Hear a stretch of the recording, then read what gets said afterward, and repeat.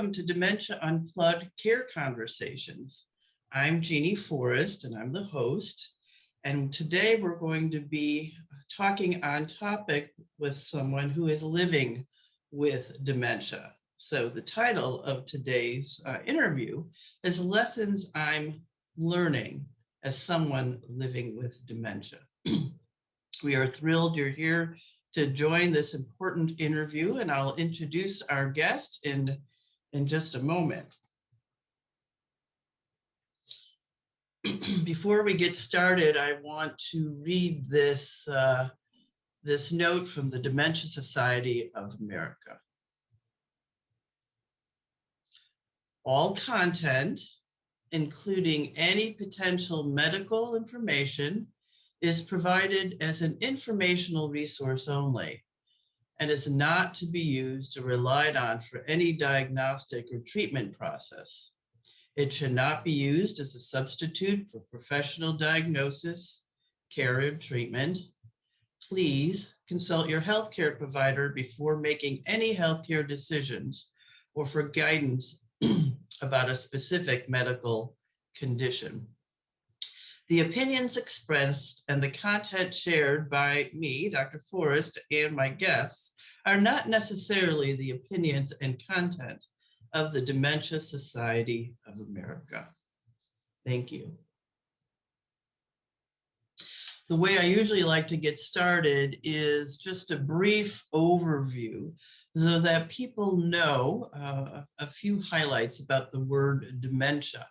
The word dementia is considered sort of an umbrella term.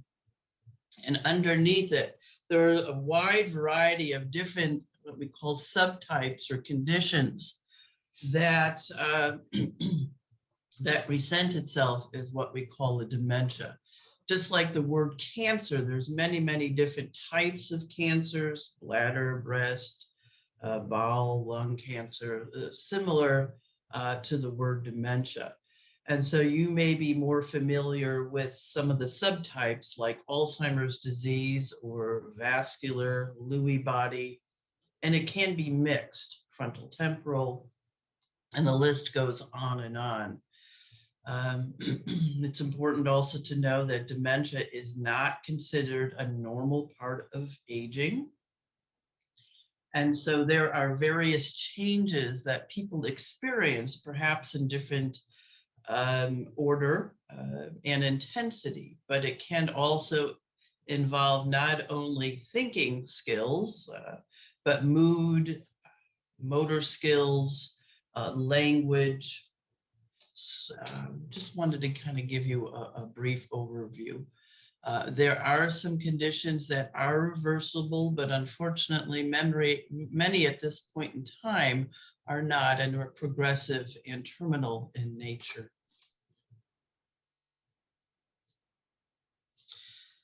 The Dementia Unplugged Care Conversations is just one of 3 different Dementia Unplugged programs. So today, the first Monday of each month, I talk with either caregivers, researchers, innovators, people living with dementia, all doing a variety of what we call good work in the dementia community.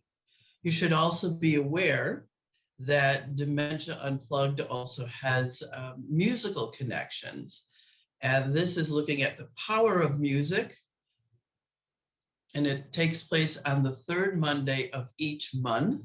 And there's sessions held with brain scientists and performers and looking at the benefits of particularly personalized music. And lastly, there's Dementia Unplugged Artful Insights.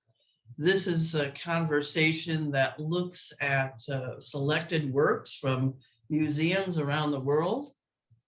It's considered part of a life enrichment program. And that happens on the 4th Monday each month in partnership with Arts Philadelphia. So we hope you will keep your Mondays open for these wonderful programs.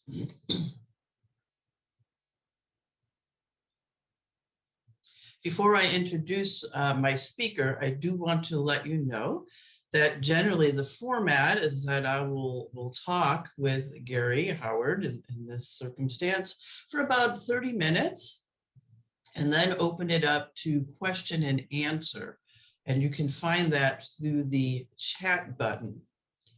And that'll last for about 15 minutes. All of these sessions are recorded, and you can see the pre-recorded sessions if you go to the Dementia Society of America website. So let's welcome our guest, Gary Howard. He is our National Dementia Aware Advocate. Just a brief background, especially if you're listening in. Gary was born in Lancaster, California.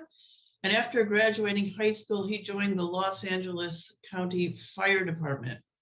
Gary is promoted to captain of the ranks while still keeping his paramedic license. And he has a BS in anatomy.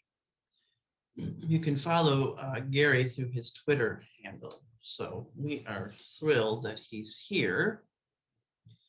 And so now I am going to stop sharing my screen so that we can see Gary and start our interview. And welcome, Gary. Hi, Jeannine, good to see you. Good to see you too. Thank you again for taking the time to speak about your experience and your journey thus far with the listeners for Dementia Unplugged. So before we get started, I thought maybe, I gave a little brief sketch of your background, but maybe you just want to tell us a little bit more about yourself and your family. Sure. As you stated, I'm from born and raised in Southern California, in Lancaster, which is the desert community up in northern Los Angeles County.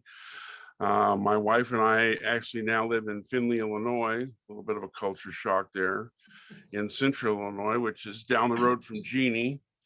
And at this point, quite a bit down the road. Yes. 3 hours. Yeah, quite a bit down the road or up the road, depending, I guess. But I have 2 sons. I have a 15-and-a-half-year-old, and yes, I am starting Xanax for that shortly. He has his learning permit now. And I have a 13-year-old, both boys. So I'm busy there too. Thank you. And my wife and I have been married about 17 years, and she's a RN also. Thank you for that. And your background is as a paramedic, correct? That's correct. Okay. All right. So let's jump into it. So here you are, you're working, and if you don't mind me asking, how old are you, Gary? I'll be 61 in August. I'm 60 now. Okay. So take us into what was happening, or what were you seeing or others seeing that maybe you weren't, in terms of perhaps warning signs or. Sure. Actually, I saw nothing. I didn't have a clue what was going on. I just thought anything was typical of what you see, when people get older. And I was getting older and I retired. So of course I wasn't using my mind as much as I used to. So I added all those up to just the way it goes. And I was at a fire department function here in central Illinois, and I was asked to do the prayer. And when I was done, as we were on our way home, my wife looked at me and said, "Do you know you repeated yourself about 15 times in that prayer?" I said, "Oh, not only did I not realize that, but I thought, now I know why the prayer took so long, it seemed like, because apparently I did repeat myself. Everybody was commenting as we got into this and started asking, and I had no clue. To me, I didn't realize it, or I didn't notice it, or maybe I was doing it for so long, I don't know. That nobody has the answer to that, but that's how it all started.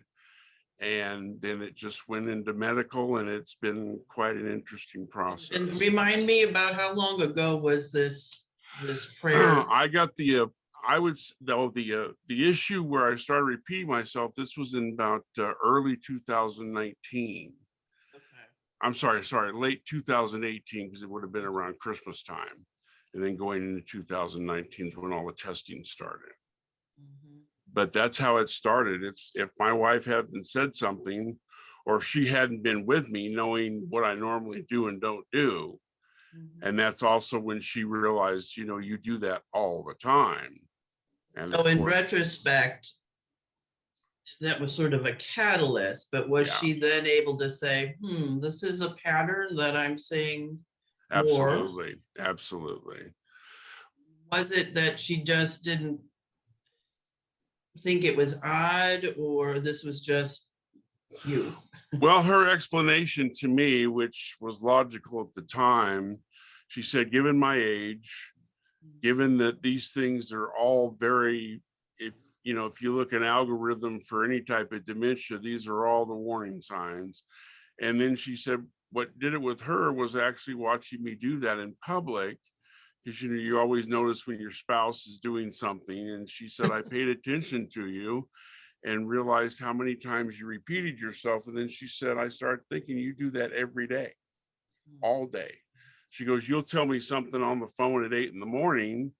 By noon, you're texting me the same exact cotton picking thing. And so she started putting it all together, and that's when she got me into the neurology unit, and it all went from there.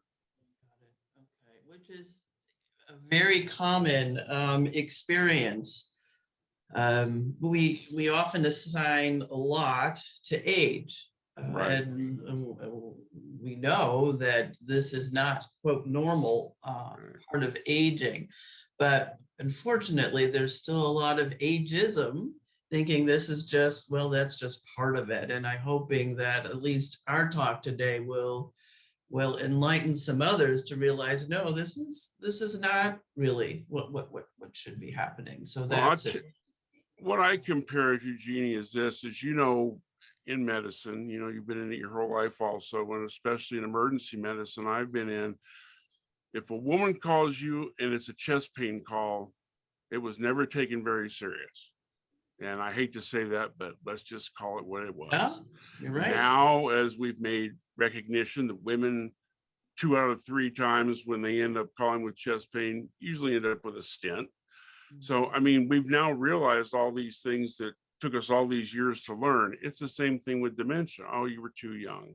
First thing I got told, first thing the PA told me, oh, you're too young. You're worried for nothing. Okay, that could be true too. I don't know.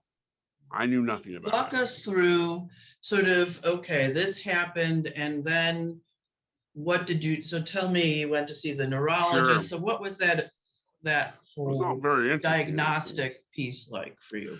I met with my doctor, who she is an amazing neurologist here in Central Illinois, and did the whole, you do the formal testing and they ask you all the questions and then they repeat them to you, you repeat to them, these type of things. For example, the one that I had the biggest problem with, that I kind of remember having trouble with, was they give you 5 items, talk for a few minutes, and you'd have to repeat 5 items.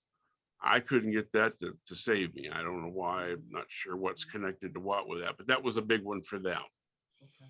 And then my neurologist, of course, sent me for EEG and all the basic stuff you do. And then, of course, all the blood work and everything that goes with it. And her comment was, nothing shows up abnormal. That's what really bothers me, because you have these symptoms that you shouldn't have. Well, in talking to her, I used to have episodes where it would be like an absent seizure. It takes me a minute to find my word. She saw that and she said, there's something wrong. Yeah. So they sent me to the bigger hospital in Springfield, Illinois, where I did a 5-day absent seizure testing and a couple other EEG tests where you're in hospital. Then, of course, MRIs, CAT scans, you can imagine all that's done. Then they look at the shrinkage value, as we all know how that works. And they decided there was shrinkage value. And then it all started. Got it. So that's kind of how I ended up being, quote, diagnosed through all the processes. Got it. Thank you. Appreciate that. So let's talk further. During this, let's start with the bad. What has not been helpful from other healthcare providers in this experience? What would you say? The age This is discrimination. what you want to avoid. Yeah. Age discrimination is going to be the first thing. Okay. And I, of course, like with everybody else, think, oh, that's not going to happen. I know how healthcare works. I've been doing this for 40 years. Meant nothing.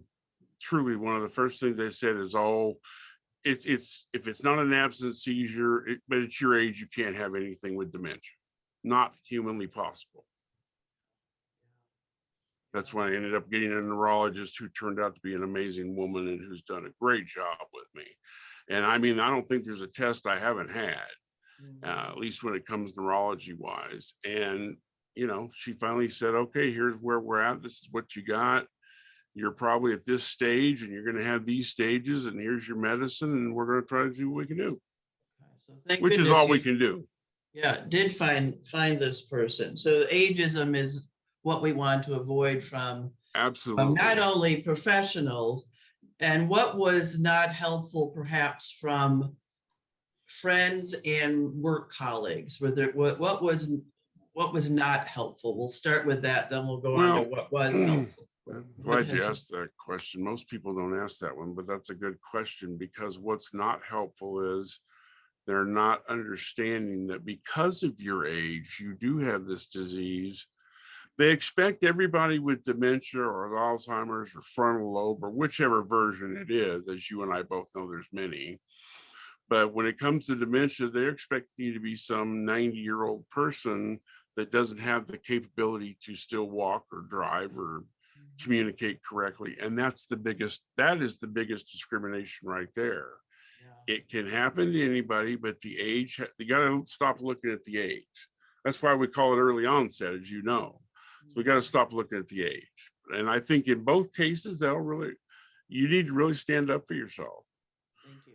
I mean, really. And I was lucky because my wife works at the facility, knows the people. So I won't fib. I'm sure I got a little extra pat on the back, but I was just blessed that way. Yeah. But, you know, again, you never really know, but age seems to be something that I've noticed all the way around. Okay, good point. Good lesson. So who's ever listening in, watching, please keep that in mind, to not let age be a discriminatory factor. So how did your colleagues, so you've been working still as a paramedic or not during this time? So you retired, but I retired from Los Angeles County. When we came out here, I was a volunteer here as a paramedic for several years. And then once I got diagnosed, I did not feel comfortable practicing, and I wouldn't do that. So I've let it expire. And it's just not safe. And why would I subject somebody to that? What if I couldn't remember what drug to push? Yeah. I just don't know. Mean, that makes total sense. Yeah. But unfortunately, some people without the lack of insight, as you are aware, make it even more challenging. But you do have that function of insight, understanding sort of safety issues and non-safety issues. So that is a blessing. So what has been, what would you say, helpful responses from family and friends? What has been the most encouraging for you to live with this in the best way you can? Well, again, I'm blessed to have a spouse who's in the business, so it really makes it a lot easier because she gets it. The boys, they're raised up around it, so they get it. They've heard it. They've been rubbed off on them, so they kind of have a medical aptitude about it. It's basically just not treating you any different, but letting you know if they see something, because your doctor needs to know that. Mm-hmm. And it's not a one diagnosis. You go in, you see them, they give you your medicines, you go back in 3 months, whatever your insurance requires. It's not that you're going to change every time, possibly. You've got to really have a neurologist and whatever you have to take care of you with that. Mm-hmm. Because you will grasp for words. A lot of people also, one of the biggest things is, well, you don't look like you have dementia, you're perfectly fine. It's like with people that have chronic illness. What's inside, you don't know just because you fake it on the outside. And I do that a lot. So what would people, if you don't mind sharing, what would people not know in this interview? What are the most difficult challenges for you right now? Well, I'm having to write everything down now because the short-term memory has really been affected. And I have a lot of word grasping. So they have sent me to speech therapy, got some good information there. And they did a couple of swallow tests, make sure there wasn't something anatomical. And because, as you know, it can get on the brain and it can cause throat problems. So they're just trying to be very thorough. I'm very lucky that way. But also, I'll grasp for words. And that's just something that you really have to, you kind of have to deal with that. So, okay. Got it. So the most challenging at this point is keeping sort of track. Keeping track. And you're using notes. Are there other helpful, other mechanism or devices or strategies that you find useful? For me, the easiest way I've done it is everything that has a time for a task, I'll just set it up in my phone. I'm still an old school Android person, so it's easy to work. And everything goes off in alarms, and that's been the only way that I've not missed anything important or made a phone call I should have made or something like that, because you just sometimes you don't know. And the biggest challenge is that you can't do anything about it. That was my biggest problem. I wanted to fix it. What do you mean? Especially being a paramedic by background. Exactly. You were there. That's put in that IV. There you go. And that's what you want to do, and you can't. The second best thing that happened to me was you guys here. When I got a hold of Kevin, which was purely by accident, I was just searching on information because I knew absolutely nothing. I don't care what I've been doing for a living. And came across Kevin's info. We exchanged emails, and now here we are. But Dementia Society's made it easier because you can connect with people that have the same issues. And that's a big deal. Yeah, and what I'm hearing, and not to scare people out in the audience, but here Gary's a paramedic for how many years? many. And, we've talked before that he had very limited education and training at all in terms of interacting or figuring out how to approach people with dementia. So we've got a lot of work to do, folks. We do. We have a lot of work to do. Yeah. Gary, I mean, there's a question that popped up rather quickly here, so I'm going to have you answer it. Did you have snippets of something or not seeming right prior to diagnosis? Were there other smaller incidents that you can look back in retrospect and say, something wasn't quite right, even more than the repeating of yourself? Were there other changes in behavior or thinking? That's the question. Before that prayer time. Well, as you just said, I didn't think about it until I looked back, and I had noticed issues where I looked at some of my handwriting, or like filling out a check. I had noticed that because I'm the stay-at-home dad, being retired when mom still works, so I did the finances, and I got to the point where I was sending $1,000 check for a $100 bill. Of course, they credit you. I forget who it was. But I mean, we started noticing these little things and then said, oh, now that's starting to make sense why we did that, or I did that, or yeah, that kind of stuff would happen. You would get little snippets like that, and it would show back up to you now that it made sense. Before you didn't think anything about it. There was no context. And that difficulty with abstract thinking, particularly numbers. Oh yeah. Numbers are bad. Low, right? Those are the changes that start to take place. So thank you for sharing with that. So how do you spend your time these days? I mean, how do you stay engaged? People might ask, are you doing any special exercise, eating anything? I mean, I'm going to anticipate some of those questions, but I'll ask that up front. What Okay. is it that you're doing now?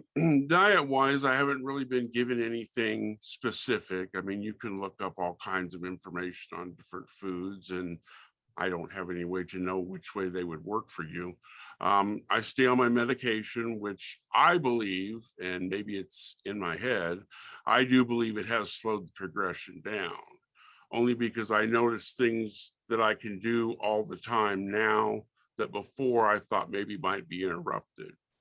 So I've noticed that with the medication. And the other thing is I do at least one crossword puzzle book a day. Wow. And the reason I do that is because I don't have any medical requirements to think. I don't have any, I mean, my teenagers pretty much take care of themselves. And it's not hard to do laundry and keep the house vacuumed. So that's how I engage myself. Yeah. And I still drive, so I do have, chores and stuff for the house, but the driving will probably come to an end probably within the next year, the way I look at it. I love it. People are sending in some questions in as we're moving on. Has your family received any training on how to best communicate with you or to show you love and respect? Has there been any support systems brought in for your family at this point? Well, we actually have the accessibility to go to EPA, and which is part of the employee package of where the wife works. And of course, we went there initially when we got the diagnosis. It was about 8 sessions. We met with a therapist, very, very nice young lady, dealt with PTSD a lot. So this kind of, I think, was her groove, the way I understood it. We went there and they talked about, what to expect and all of that. Of course, wife having the background, it helps. So, yeah, I mean, they were very involved. We did do some counseling. We did do some wonderings, that kind of thing. But at this point, we're just kind of letting it, I mean, they're on my side. They just know, for example, to give you an idea, like the boys know to check and make sure I don't leave the oven on. The boys know to make sure that I, shut things off that maybe I didn't, or I would normally not. Because the stove was a big one. I was leaving that on for hours at a time. I got really good tests with our smoke detectors. I mean, it was crazy. But so they're trained to do that and they know what to look for, which does make a big difference because they're home with me all the time. Okay. And they're teenagers. Yeah. Yeah. So that's, I mean, that could go either way. I mean, kudos to your children. And They this do. loving They, support system. they worry about dad, and I always tell them don't make a big deal out of it. But if you see something, we'll take care of it. But I don't want them to feel like they need to be my caregiver either. So you have to watch that. Yeah, it's a fine balance. Yeah, it is. And I don't want them to feel like, oh, now we got to take care of dad. Well, no, they don't. It's not like that. So. And I do have a medical alert alarm, that type of stuff. And of course, our fire department here is so small, everybody knows everybody. So, if something did happen, I would have help really quick. So what was it like with your colleagues, your paramedic friends, when they found out, or I'm assuming they Oh, they, yeah. How was that received, or how, just in terms of that whole environment, what was that like to share the diagnosis? And well, it was interesting. I had a Zoom meeting at one of the union meetings they have every 6 months, and we were kind of talking about what had happened to me and how I got there. And of course, half were the old, well, you're not old enough, and then you go into the whole story. And I remember now, I'll probably get a bunch of hate email, but in the field, we're just not trained with dementia patients. Now, if you want to have a car go over a cliff, we're your people, but we just are not trained with that. I mean, we get some training. Some people may have been CNAs or, LPNs before, maybe worked in a nursing environment. So there's things that may be your advantage, but to be taught out of our books, it's just not in there. And I know people get mad when I say that, but it's just not there. I know, I read many of them and it's just not there. So you can understand perhaps when things don't go as well, when there are paramedics, or we know sometimes even when law enforcement is brought Yeah. in, and some of the difficulty, because there's just typically not part of the training. So It's education and just not. awareness, sensitivity is so, so important. So if any of you are on the call and listening in, and if you have any sphere of influence in this regard, we'd love to talk with you and see what we can do to provide some further education. Um, okay, thank you, Gary. So where would you say you find hope? Because there's some people would say, oh my goodness, I've got a fatal diagnosis, a terminal diagnosis, and you know, uh, life is just, that's the end. What keeps you going? Well, it's funny because I occasionally think about that, but to me, I don't think of it as a terminal diagnosis, even both we all know it is. But there's so many things along the way. I have had some medical problems aside of the dementia issue. I've had 3 major back surgeries, and that initiated from falling through a roof, being injured, but they've been repaired, and now I'm on a good track. But I mean, I went through that for years. I also have a circumflex issue in my heart that makes the vessels basically in reverse session. So if I take certain beta blockers and so forth, I can have an actual spasm in the chest cavity, and it becomes very interesting. It's not a heart attack, but it treats like one. So I've had some medical issues. And with that being said, you just kind of look at it as, I already got these medical issues over here.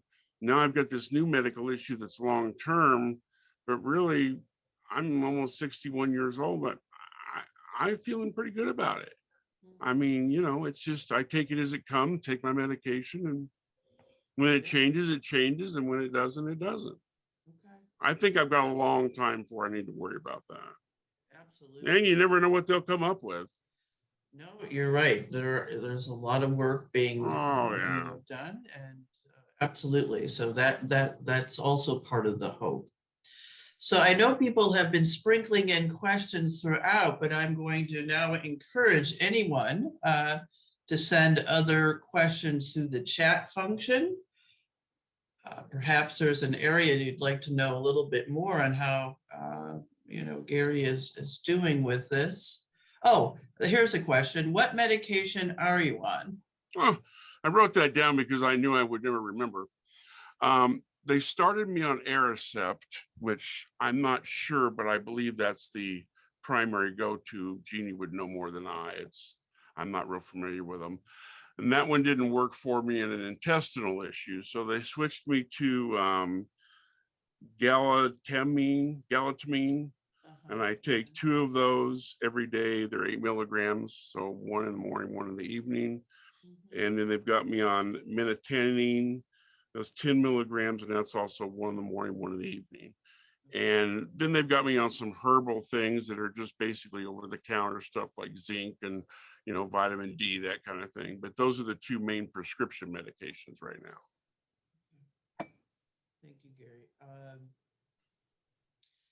So yes, and so it's good to hear that you find, in terms of your self-awareness, that right now it's at least maintaining or slowing down the progress. We know that these medicines work in about 50% of the people who take them, and you happen to be on the positive side. I think I got on the good side of it, because I can tell the difference. And as you know, yes, we know it's 50%. So of course you never really know. But I can tell the difference just in the simple fact that how long it takes me to get somewhere now is a good thing, versus where you don't want things quickly, obviously progressing. Now it kind of tells me where I have stayed at.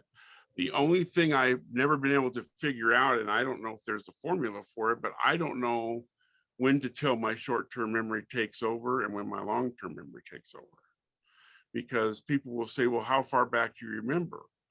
It doesn't work that way. You have to give me an incident and see if I can remember it. You can't just say how far back can you go. It won't. I can't figure that out. I'm not able to do that. So tell me more about, are you integrating anything? We talk a lot about in the Dementia Society of America, the importance of the arts and music and things like that. Are you integrating or engaging in anything like that at this point in time? I do pay attention to the arts because I like the visual, and that makes a big difference.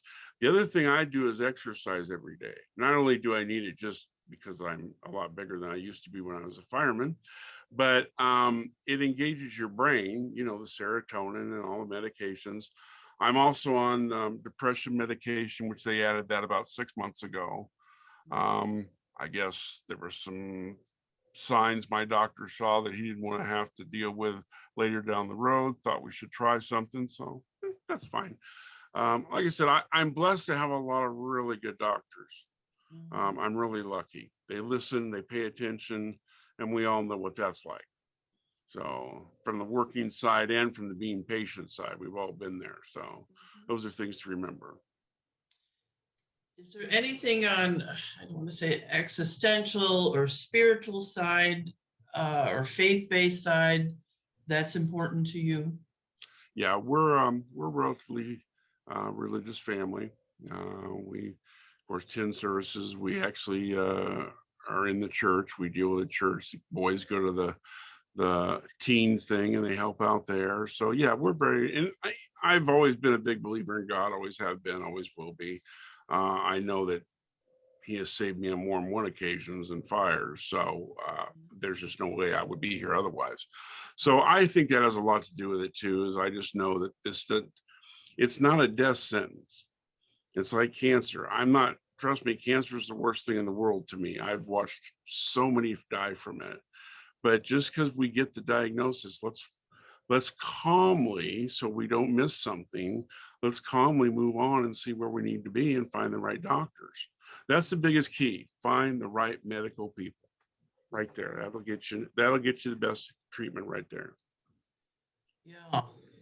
Sort of stepping back, not sort of freaking out right away, because we all hear the horror stories. Yeah. But I think a message here is that life, you can have a pretty darn good quality of life. Yeah, sure. And even with early onset, younger onset dementia, this is the sign of hope. You have to hit it head on, though. You can't sit in your chair and say, "Oh, I'll talk to the doctor tomorrow," or "I'll talk next week." Find the right medical person. And I know that Jeannie knows all this, being a nurse so long, but find the right medical person through somebody if that makes you feel better, or find it through your maybe your church has some people they know. Anything that can get you the right medical people, because they're going to be the ones that are long-term for you. That's where you need to start. That social support and that networking. Quite often what I see is there still can be a stigma associated. Oh, yeah. And there is this fear that keeps people from wanting to know more. And so not wanting to know anything, people then try to figure it all out on their own. And that's often when I get the calls for support, when there's a crisis situation, when it's too late, not too late. It's never too late, but when they're in such a pickle because they've tried everything and it's just a lot of this is not intuitive. So if you're a caregiver listening, the way you communicate and the way you support someone with any form of dementia is often not always intuitive. And we often think in a very linear, rational way. And when that function isn't working as well with people with the dementia, we have to dance and interact differently. And I'm so glad to hear that you do have that support, Gary. Oh yeah, I'm very blessed. I do. I mean, I have it from you guys. I have it from my family. So I mean, I'm pretty lucky in that case, where that's another reason why I do it, is so that people, because I get calls all the time. They ask, about the association. Of course, I give them all of our information. And, You know, the biggest thing is people don't realize is there's so much between point A and point B with this disease that there's just a lot of room out there. So you can't give up. It's not like you break your arm. Point A, you didn't have it broken. Point B is broken. Okay, that's really bad. But this disease has so much room in there that, you know, there's a lot of room. Thank you. Thank you so much for all of those words of wisdom and, you know, firsthand, inside out point of view. Okay, I don't see any other questions. So Gary, I'm going to just go through a few more ending slides. But others, if you have any questions, you can certainly contact the Dementia Society of America and we could answer it that way. So I'm going to share my screen at this point and hope this all works. And I've already gone to the interview. Okay, so we're done with our interview. Oh, why is this not working now?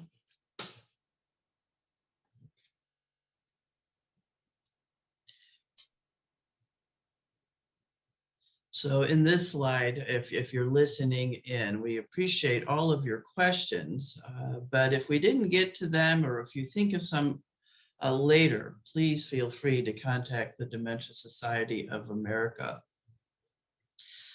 So the Dementia Society of America, if you're not familiar, is a not-for-profit organization. It is chock full of support information for care providers, people living with dementia, and professional providers. And I'm going to see if there's one more. No, not one more question. Okay. And if you feel so inclined, feel free to support. We would love to have that happen. And I want to thank the Dementia Society of America, as always, for hosting this Dementia Unplugged, allowing me to share this, I think, important information with everyone. Okay. So thank you again. Hello again. And Gary, you're getting lots of comments through the chat that there are a lot of thanks for you taking the time. You're an amazing man. What else do we? Thank you for sharing the journey. Thank you, Lee. And thank you for the Dementia Unplugged series. So I appreciate, of course, I appreciate the thank yous. And if anyone has other suggestions or thoughts, please do not hesitate to get a hold of me. You can do that through the Dementia Society or through my own website called dementiacoachoncall.com, dementiacoachoncall.com. With that note, Gary, I wish you only the best, and I'm sure we'll be in touch. I'll see you at our next meeting. Okay. Thanks. Take care. Bye-bye. Bye.